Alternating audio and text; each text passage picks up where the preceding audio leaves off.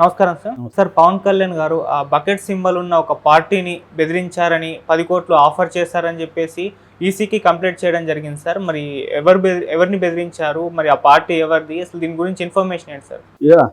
మనం లాస్ట్లో చెప్పుకున్నాం, పవన్ కళ్యాణ్ గాజు గుర్తు ఫ్రీ సింబల్గా పెట్టారని. అంటే పవన్ కళ్యాణ్ పార్టీ అభ్యర్థులు 23 చోట్ల పోటీ చేస్తున్నారు, 21 అసెంబ్లీ, 2 పార్లమెంటు. సో అక్కడ వరకు తప్ప మిగతా చోట్లంతా కూడా అది ఫ్రీ సింబల్గా పెట్టారు. సో దానికి సంబంధించి ఆల్రెడీ ఇంకొక రాష్ట్రీయ కాంగ్రెస్ అనే ఇంకొక పార్టీ కోర్టులో కేసు కూడా వేసింది. మేడా శ్రీనివాస్ అని ఆ అధ్యక్షుడు కోర్టులో కేసు కూడా వేస్తున్నాడు. సో నేను దాని మీద కూడా మనం ఆల్రెడీ మాట్లాడుకున్నాం. అయితే ఇప్పుడు ఏం జరిగిందంటే, నవరంగ్ కాంగ్రెస్ పార్టీ అనే ఒక పార్టీ ఉంది. ఆ పార్టీ అధ్యక్షుడు షేక్ జలీల్ ఆయన నిన్న కేంద్ర ఎన్నికల కమిషన్కి ఒక ఫిర్యాదు చేశాడు. అదేంటంటే, పవన్ కళ్యాణ్, నాదెండ్ల మనోహర్, తర్వాత బాలశౌరి, మచిలీపట్నం ఎంపీగా కంటెస్ట్ చేస్తున్న బాలశౌరి, వీళ్ళ ముగ్గురు తనని బెదిరించారని, బాలశౌరి అయితే గన్ను చూపించి బెదిరించాడని అతను కంప్లైంట్ ఇచ్చాడు. మోడల్ కోడ్ ఆఫ్ దీన్ని బట్టి దీని మీద చర్య తీసుకోమని ఆయన చెప్పారు. రెండోది, అంతకంటే కూడా తీవ్రమైన ఆరోపణ ఏమంటే 5 కోట్లు ఆఫర్ చేశారని.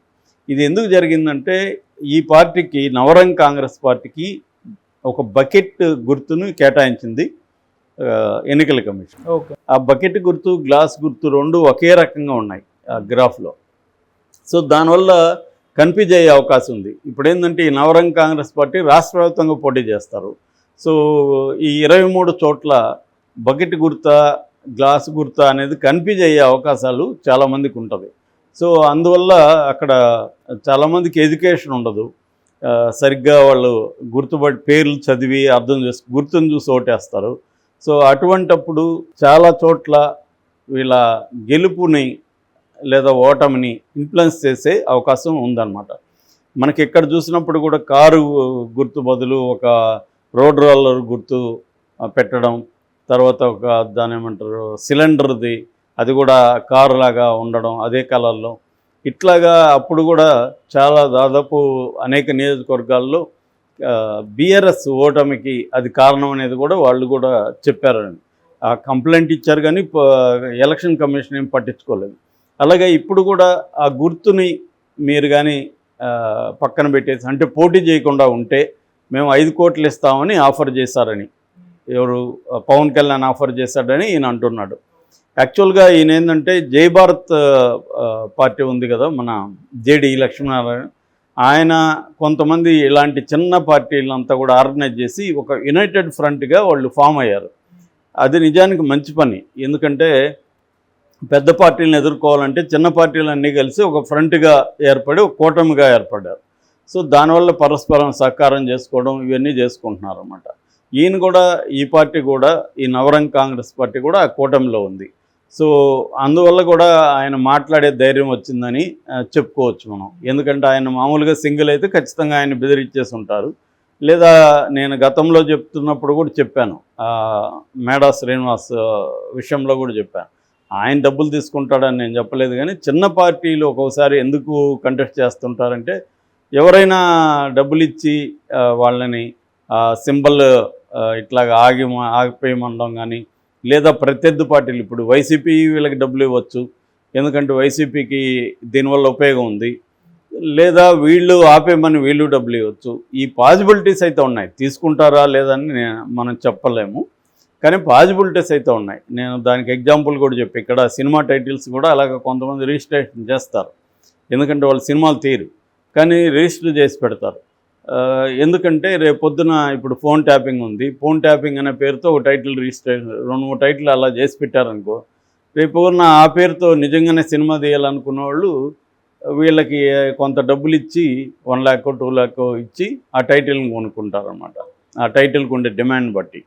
అలాగా ఈ పార్టీస్ కూడా కొన్ని రకాల పార్టీస్, ఎందుకంటే వీళ్ళకి ఏ రకంగానూ వీళ్ళు పోటీ చేస్తున్నట్టు కూడా ఎవరికి తెలియదు. ఇప్పుడు ఈ గొడవ లేకపోతే నవరంగ్ కాంగ్రెస్ పార్టీ అనేది మనకు తెలియదు అసలు, ఎప్పుడు కూడా వీళ్ళ ఇది లేదు.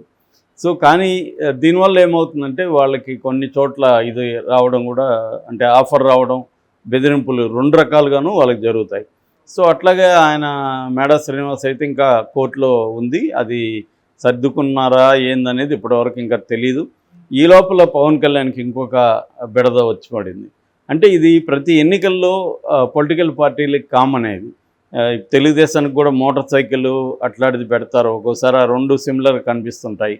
అట్లాగే లాస్ట్ టైము 2019లో కేఏ పాల్ గుర్తు హెలికాప్టర్, అక్కడ కూడా ఫ్యాన్ ప్రధానంగా కనబడడం. రెండోది గుర్తులు కానీ చివరికి పాల్ ఏం చేశాడంటే ఎక్కడ కె సుబ్బారావు అని ఉంటే వైసీపీలో క్యాండిడేట్ పేరు, పాల్ కూడా కె సుబ్బారావు అనే ఒకరిని పట్టుకొని వాడి దగ్గర వేయించడం, ఇలాగా కన్ఫ్యూజ్ చేయించి దాన్ని దెబ్బతీయాలని అప్పట్లో తెలుగుదేశంతో కుమ్మక్కై పాల్ ఆ పని చేశాడు లాస్ట్ టైం.